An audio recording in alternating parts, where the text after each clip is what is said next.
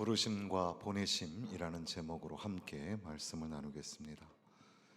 우리가 예수님의 제자가 된다는 것은 예수님을 닮아가는 삶을 의미합니다. 그래서 토마스 아켄피스의 그리스도를 본받아라는 제목에서 우리가 함께 묵상했던 것처럼, 또 존 스토트 목사님께서 말씀하시기를 우리가 그리스도인이라고 주장한다면 우리는 그리스도인처럼 되어야 합니다. 그러니까 그리스도를 본받는 것, 예수님 같이 예수님처럼 되는 삶의 과정, 이것이 바로 제자 훈련, 제자도라고 할 수 있습니다. 같이와 처럼, 내가 너희를 사랑한 것 같이 너희도 서로 사랑하면 이로써 너희가 내 제자인 줄 알리라. 주와 선생이 되어 내가 너희의 발을 씻겨준 것처럼 너희도 서로 발을 씻겨주라. 그것이 바로 주님이 보여주신 본이었고, 주님을 닮아가는 삶의 모습, 그것은 곧 사랑하며 사는 것, 섬기며 사는 것. 제자도는 삶이고 예수님처럼 사랑하며 섬기며 사는 삶인 것을 우리가 생각하게 됩니다. 교회 공동체도 마찬가지도 에베소서 5장 1절 2절에 말씀하시기를 그러므로 사랑을 받는 자녀같이 너희는 하나님을 본받는 자가 되고 그리스도께서 너희를 사랑하신 것 같이 너희도 서로 사랑 가운데서 행하라. 그는 우리를 위하여 자신을 버리사 향기로운 제물과 희생 제물로 하나님께 드리셨느니라. 예수님께서 너희를 사랑하신 것 같이 너희도 사랑 가운데서 행하라. 그렇게 말씀하고 있습니다. 사무엘 브랭글이라는 사람이 있었는데, 이 사람은 성공의 목사가 되려는 꿈을 가지고 있었지만 대서양을 건너서 구세군에 들어가게 됩니다. 구세군의 창시자였던 부스가 볼 때는 이 브랭글이라는 사람이 여전히 자기중심적이고 자기만 하는 그런 아직 성숙하지 못한 인격의 모습인 걸로 생각이 들었고, 그래서 그에게 훈련의 과정을 주시기를 여기 훈련생으로 와 있는 사람들의 구두를 닦아주는 일을 하라고 그렇게 명령을 내리게 됩니다. 브랭글은 생각하기를 내가 여기 이 먼 곳까지 대서양을 건너서 남의 구두나 닦아주려고 여기 왔는가 라는 그런 낙심이 찾아오고 절망이 찾아왔지만, 그래도 묵묵히 구두를 닦으면서 어느 날 갑자기 환상 속에 예수님께서 허리를 굽히셔서 좀 무식해 보이고 좀 더러워 보이는 어부들의 발을 씻기는 장면을 보게 됩니다. 그리고 그가 깨닫고 고백하기를 예수님께서는 그들의 발을 씻겨주신 것처럼 나는 이제 저들의 구두를 닦겠습니다. 그래서 그는 구두를 닦는, 그 훈련생들의 구두를 닦아주는 섬김의 삶을 살아가기로 결심을 한 거죠. 그러니까 예수님의 제자로 살아간다는 것은 삶으로 나타내고 드러내는 것이며, 그러니까 제자 훈련은 어떤 특수한 임무를 가진 특공대를 만드는 것이 아니라 우리의 삶 가운데서 사랑의 삶을, 섬김의 삶을 드러내고 나타내는 삶의 과정이 제자도라고 할 수 있습니다. 그러나 이 제자도, 사랑하며 섬기며 사는 삶이란 말 자체 안에도 역시 우리가 세상과의 관계 속에 있음을 생각할 수 있는 겁니다. 사명선언문이라는 것이 있죠. 고 옥하는 목사님, 사랑의 교회 고 옥하는 목사님께서 사명선언문이라는 것을 만드셔서 그것을 이제 교회 공동체가 예배 시간마다 함께 읽게 하는 그런 사명선언문이 있었습니다. 이것은 아마도 그 세들백 교회와 또 윌로우 크릭 교회, 그런 미국의 큰 부흥하는 교회들이 공동체의 목적과 비전을 가지고 있어서 그런 것들을 또 생각하게 되는데, 소위 세들백 교회의 목적 진술은 영어 알파벳의 M으로 시작하는 단어들로 되어 있습니다. 첫 번째는 멤버십, 그러니까 교회 성도들을, 사람들을 그리스도께로 인도해서 소속감을 갖게 하고, 그 다음에 maturity, 그리스도를 본받는 성숙한 사람들이 되게 하고, 그리고 ministry, 교회에서 사역을 감당하게 하고, 미션, 세상 속에 나아가 선교를 하게 하고, 그리고 magnify, 하나님을 찬미하게 하는 공동체 목적을 가지고 있다는 거죠. 윌로우 크릭 교회 사명 선언문은 알파벳 E로 시작하는 단어로 되어 있습니다. exaltation, 하나님을 찬미하고, evangelism, 복음을 전하고, 그 다음에 edification, 성도들을 무장시키며 extension, 확장한다, 이런 사명 선언문을 가지고 있는데, 그처럼 사랑의 교회에서도 사명 선언문이라는 것을 성도들이 항상 스크린에 글을 올려놓고 함께 읽기도 합니다. 그 내용은 이런 겁니다. 우리는 세상으로부터 부르심을 받은 하나님의 백성입니다. 또한 세상으로 보냄을 받은 그리스도의 제자입니다. 하나님을 기쁘게 찬양하는 예배자가 됩시다. 이웃을 열심히 구원하는 복음의 증인이 됩시다. 한 몸 된 교제를 나누는 건강한 지체가 됩시다. 아낌없이 사랑을 실천하는 봉사자가 됩시다. 배움을 통해 그리스도를 본받는 성숙한 성도가 됩시다. 그리하여 우리 모두 하나님을 영화롭게 하는 성령 충만한 공동체가 됩시다. 거기에 첫 번째 문장, 우리는 세상으로부터 부름받은 하나님의 백성입니다. 우리는, 그러니까 저와 여러분은 부르심을 받은 교회입니다. 예수님이 제자를 부르셨습니다. 고기를 잡던 어부들을 부르셔서 사람을 낚는 어부가 되게 하신 것처럼, 부르심, 영어로 calling이라는 말은 부르심이라는 말이죠. 그런데 이 calling이라는 말은 또다시 소명이라는 말로도 번역을 합니다. 부르심, 곧 소명. 에클레시아, 교회를 그리스어로 에클레시아라고 하는데, 에크는 뭐뭐로부터라는 말이고, 뒤에 있는 단어는 칼레오라는 말에서 왔습니다. 소집하다, 회집하다. 그래서 그 고대 그리스 문화를 배우면 그리스에 있는 그 민주제도가 생기는 그 중심 중에 이 에클레시아가 있었습니다. 그러니까 함께 회집하여 모여서 민주적인 절차로 그렇게 회의를 진행해 갔던 것, 그런 단어이고, 동시에 성경에서는 바울 사도는 이 에클레시아를 교회로, 그래서 예수 그리스도를 믿음으로 고백하는 공동체가 에클레시아인데, 그것은 곧 에클레시아, 세상으로부터 부르심을 받아서 이렇게 모여있는 공동체를 교회라고 부르는 겁니다. 그러니까 교회는 단지 예배를 드리는 장소만이 아닙니다. 우리가 교회입니다. 세상으로부터 부르심을 받은 소명의 공동체가 바로 교회인 겁니다. 또한 그 사명 선언문의 두 번째 문장인 것처럼 우리는 세상으로 보내심, 샌딩, 보내심을 받은 예수 그리스도의 제자입니다. 그러니까 교회 안에서만 신자가 아니라, 올리버 바클리의 유명한 책이 있는데, 그게 이제 우리 IVP에서 번역하기는 세상 속의 그리스도인이라고 번역된 책이죠. 그 책의 원래 원 제목은 Whose World입니다. 누구의 세상인가, 이렇게 번역해야 되겠죠. 세상도 하나님이 지으셨고 하나님이 주인이시며 하나님이 통치자인 것을 믿으시기를 바랍니다. 세상, 그러니까 그 세상 속에 보내심을 받은 그리스도인들, 세상 속에서 하나님의 주권을 선포하며 살아가는 그리스도인이 되어야 한다는 거죠. 그러니까 주께서 우리를 부르셨고 또한 동시에 우리를 보내신다.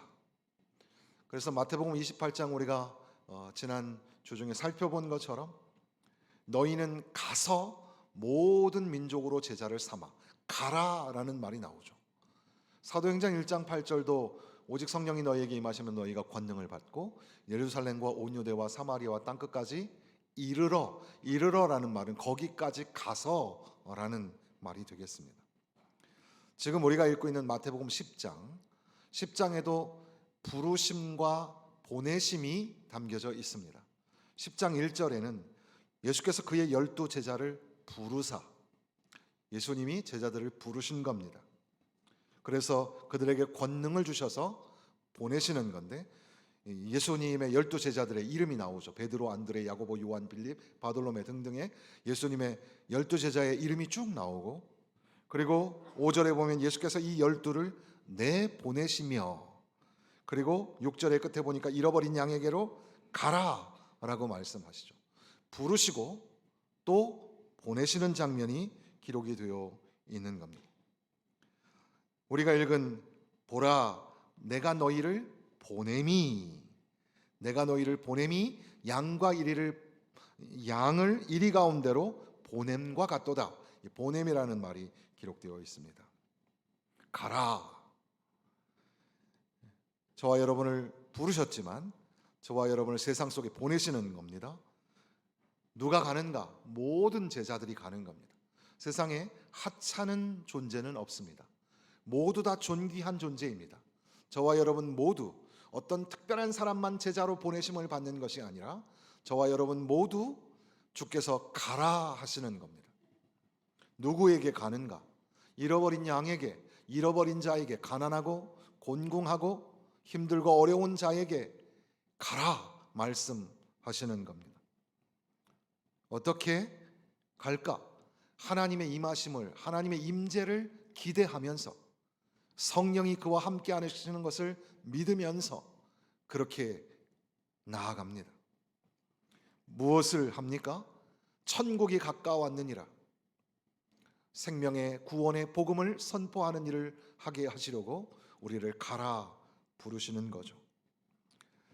그런데 지금 우리가 읽고 있는 말씀처럼 뱀같이 지혜롭고 비둘기같이 순결하라 이렇게 말씀하십니다. 앞뒤의 맥락을 보면 그렇게 세상에 제자들을 보내시는데 그 세상이 그 제자들을 환영하지 못할지도 모릅니다. 아니 오히려 그들을 거부하게 될지도 모릅니다. 17절 이하에 나오는 것처럼 그들에게 기다리는 것은 환영이 아니라 박해와 핍박이 기다리고 있는지도 모릅니다. 그러니까 선교라는 것은 어떻게 보면 굉장히 간단하고 쉬운 것처럼 보입니다. 선교는 사람이나 물질을 보내서 그 사람들을 격려하고 세우는 매우 간단한 원리를 가지고 있는 것처럼 보입니다. 그러나 사실 선교는 매우 복잡하고 매우 힘이 들고 또는 환영받지 못하는 오히려 박해와 핍박이 기다리고 있는 그게 바로 선교입니다. 그러니까 선교를 여행이나 놀러 가는 것처럼 생각해서는 안 되는 거죠. 선교를 물질 가지고 하는 거라고 생각하시면 안 되는 겁니다. 그러니까 이 선교의 밸런스, 균형을 잡는 게 굉장히 어렵습니다. 뱀같이 지혜롭게 비둘기같이 순결하게, 이것은 아마도 학자들의 연구에 의하면 아마도 그 당시에 있었던 어떤 속담에서 왔지 않을까. 그래서 보편적으로 사람들이 잘 알 수 있는 그런 의미였을 것이다. 그래서 이 뱀이 그 위험을 피하는 능력을 가지고 있다고 합니다. 그래서 뱀같이 지혜로우라는 말은 신중함을 가지고 빈틈없이 그런 지혜를 가지고 있어야 한다는 거죠. 제자들을 보내시는데 그 세상이 환영하지 않고 오히려 박해와 핍박을 줄지도 모르는데 그 세상 속에서 너희들은 지혜로움을 가지고 있어야 한다는 겁니다. 그런데 동시에 그들은 비둘기같이 순결함을 가지고 있어야 합니다.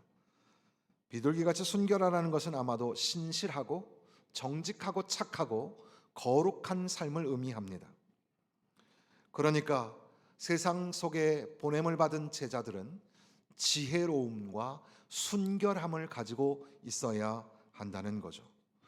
우리가 지난 몇 주간 살펴본 것처럼 예수님의 제자로 살아낸다는 것은 사랑하며 섬기며 사는 삶인데, 그런데 또한 동시에 우리가 그 세상 속에 보내심을 받은 주님의 제자로서 우리는 뱀같이 지혜롭고 비둘기같이 순결함을 가지고 지혜로움과 순결함이 동시에 삶 가운데 나타나는 그런 제자의 삶을 살아가는 거죠. 지혜로움은 어떻게 보면 실제적인 분별력이라고 할 수 있을 것이며, 또한 순결함은 앞서 말씀드린 것처럼 정직함이고 거룩함이라고 할 수 있겠습니다.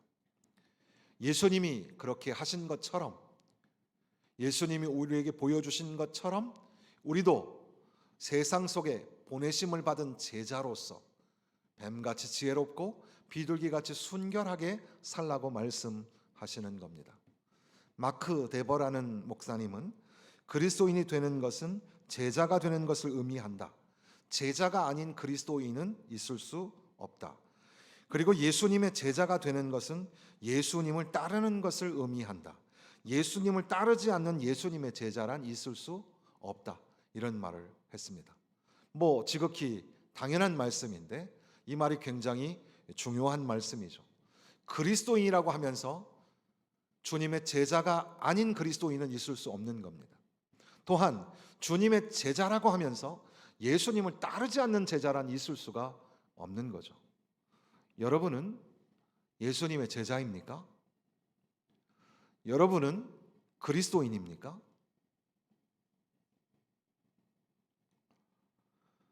존 F 케네디 대통령이 남긴 말 중에 기술에는 양심이 없다라는 말이 있었습니다. 아마도 그것의 카피인 것처럼 보이는데, 서울여대 김명주 교수가 쓴 책이 AI는 양심이 없다, 이런 책을 썼죠. 요즘 모든 사람들의 관심은 AI에게 있죠. AI, 인공지능. 저도 작년에 그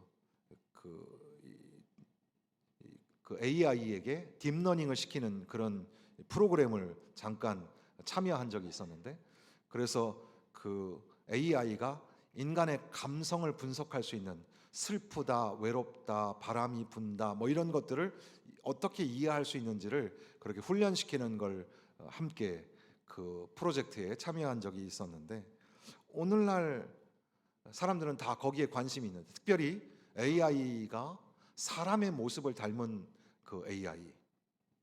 요즘에 그래서 챗 GPT로 여러 가지를 하잖아요. 저는 그래도 이제 옛날 사람이 돼서 이제 알아보려면 구글 검색이나 네이버 검색 이런 걸 하죠. 근데 요즘 사람들은 챗 GPT한테 물어보죠. 그러면 답을 되게 잘해 준다고 해요.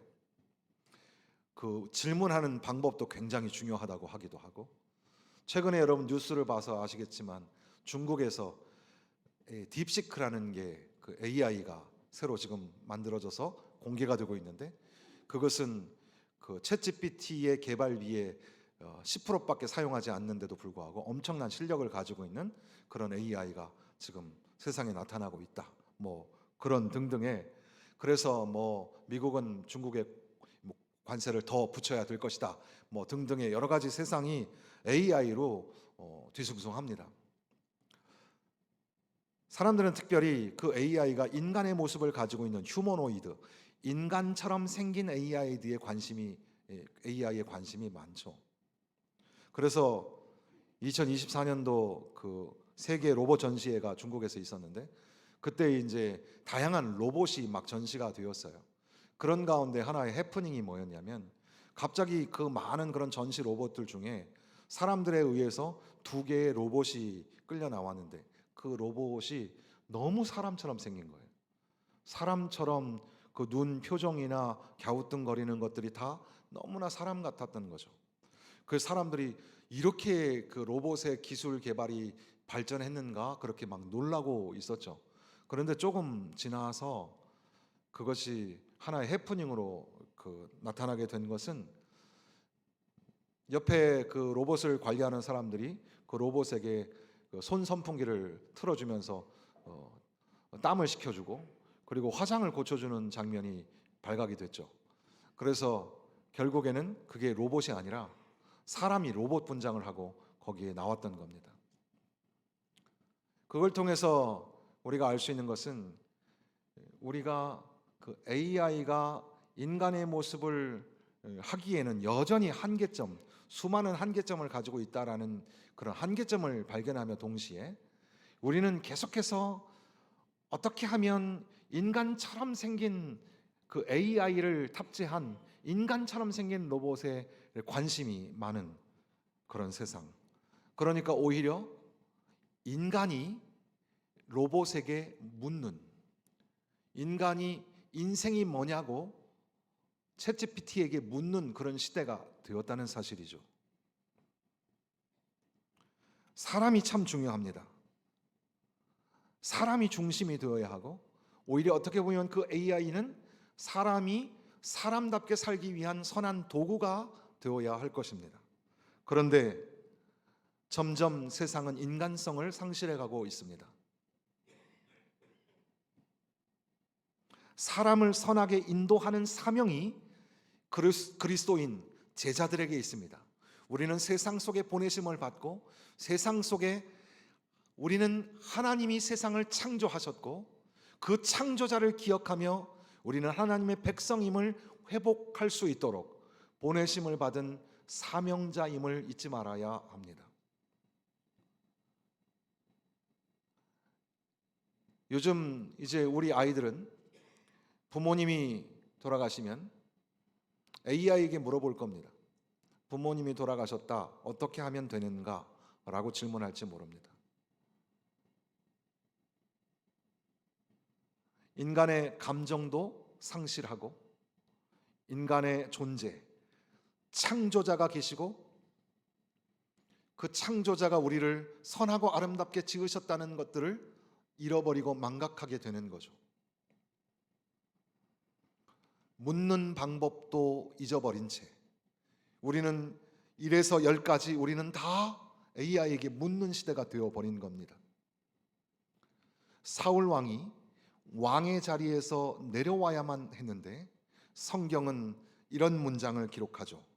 왕이 하나님께 묻지 않으므로. 하나님께 물어야 하는데 하나님께 묻지 아니하고 사람에게 묻고, 이제는 사람에게 묻는 게 아니라 AI에게 묻는. 사랑하는 성도 여러분, 우리는 세상으로부터 부르심을 받은 예배자인 것을 잊어버리면 안 됩니다. 하나님을 기쁘시게 하는 거룩한 예배자가 되시기를 주님의 이름으로 축원합니다. 그러나 동시에 우리는 세상 속에 보내심을 받은 예수님의 제자입니다. 사랑과 섬김으로 살아내는, 지혜로움과 순결함을 가지고 살아드리는, 그래서 창조자를 기억하고 하나님께 돌아올 수 있도록 그렇게 복음을 삶으로 드러내는 세상에 보내심을 받은 제자라는 사실입니다. 영어에 unchristian이라는 말이 있습니다. unchristian. 그러니까 크리스찬이 아니라는 그런 의미겠죠. 그리스도인 아님, 또는 나쁜 그리스도인이라고 번역하기도 하는데, 영어 사전에는 unchristian은 자비롭지 못한이라는 번역으로도 나오기도 합니다. unchristian. 세상 속에서 저와 여러분이 그리스도인으로 예수님의 제자로 살지 아니하면 세상은 점점 더 창조자를 기억하지 못하는 혼란과 폐허. 그러니까 여러분, 이렇게 급속도로 과학 문명이 발달하는데 왜 미래를 그리고 있는 소설이나 영화는 유토피아를 그려내지 못하고 디스토피아, 그러니까 폐허를 그려내고 있을까요? 어떻게 보면 인간의 잠재 속에는 미래가 그렇게 밝지 않다는 절망감을 고백하고 있는 것은 아닐까? 우리가 그리스도인답게 예수님의 제자답게 살지 아니하면 세상은 더 이상 희망이 없는 겁니다. 어떤 사람은 세상 속에서 우리가 그리스도인으로 살고 예수님의 제자로 살았다면 더 이상 무슬림은 세상에 있지 않았을 것이다, 이런 말을 하기도 합니다. 저와 여러분이 세상에 보내심을 받은 예수 그리스도의 제자임을 잊지 마시기를 바랍니다. 제자 훈련은 미완성이다. 인생은 미완성이죠. 마찬가지로 제자 훈련은 미완성이다, 이런 말이 있습니다. 예수님을 닮아 삶과 인격을 만들어 가기를 원하는 그 성화의 과정이 제자 훈련이라고 할 수 있겠는데, 제자 훈련, 그러니까 예수님을 닮아가는 것은 그렇게 쉬운 게 아닙니다. 누가 예수님을 정말 닮을 수 있겠습니까? 저희 총신 다닐 때 교수님 중에 한 분이 걸어다니는 예수라는 별명을 가진 분이 계셨습니다. 학생들 한 사람 한 사람에게도 정말 겸손하게 인사하고 또 말씀을 나누고 눈빛을 주셨던 그런 교수님인데, 사실 어느 누가, 어떤 목사님이, 어떤 장로님이 예수님을 정말 닮은 사람이 있을까? 우리는 여전히 너무나 부족한, 못난 그런 연약한 존재이죠. 그럼에도 불구하고 우리는 예수님을 닮아가는 거룩한 목적을 가지고 주님 앞에 서는 그날까지 계속해서 만들어져 가는 거룩한 목표를 상실하지 않은 채 용기를 내어서 오늘도 한 걸음씩 한 걸음씩 성화의 과정을 걸어가는 겁니다. 제자로 부르셔서 제자로 보내시는 이 세상, 그러니까 세상은 그저 낭만적이고 아름다운, 사실 세상은 그렇게 강단에서 세상에 대해서 별로 잘 알지 못하는 목사님이 말한다고 해서 여러분들의 마음이 막 움직이거나 그렇지 않을 수도 있습니다. 목사님, 세상은 그렇게 만만하지 않습니다. 세상은 녹록하지 않습니다. 세상은 치열하고 세상은 전쟁터와 같습니다. 그렇게 말씀하실지도 모르겠습니다. 그렇습니다. 세상에 보내심을 받은 제자들은 환영을 받지 못하고 오히려 거부를 당할지도 모릅니다. 세상 속에서 핍박과 박해를 받을지도 모릅니다. 그럼에도 불구하고 세상 끝날까지 주님이 함께 하시고 성령께서 함께하여 주셔서 그 길을 걷게 하시는 것을 우리가 잊지 말아야 합니다. 교회 안에서만 그리스도인으로 주님의 제자로 살지 마십시다. 여러분이 살아가는 공적 광장, 가정과 직장과 세상 속에서 그리스도인으로 예수님의 제자로 살아내셔야만 합니다. 그러니까 교회 안에서는 다 거룩한 척하고 다 선하고 착한 척하면서 세상 속에서는 손가락질 당하고 나의 욕심 채우고 나의 주장만 오롯이 주장하는 그런 삶의 자세로 살아서는 안 되고, 오히려 세상에서 빛처럼 소금처럼 살아내서, 그러니까 제자 훈련 잘 받아가지고 전도 많이 해가지고 교회 가득 채우고, 그리고 여러분들 사회에서 성공하고 돈 많이 벌고 이런 게 아니에요. 우리가 예수님을 닮아 예수님의 인격과 성품을 닮아서 우리의 삶의 자리에서 삶으로 오롯이 드러내고 만들어져 가는 사랑과 섬김의 삶, 그리고 필연적으로 맞닥뜨리게 될 박해와 핍박에 녹록하지 않은 그 환경의 세상 속에서 뱀같이 지혜롭고 비둘기같이 순결하게, 로마서 16장에는 선한데 지혜롭고 악한데 미련하라는 말씀이 있죠. 선함과 지혜로움을 가지고 착함과 분별력을 가지고 세상 속에서 그리스도인으로 제자로 한 걸음씩 한 걸음씩 살아내시기를 주님의 이름으로 축원합니다.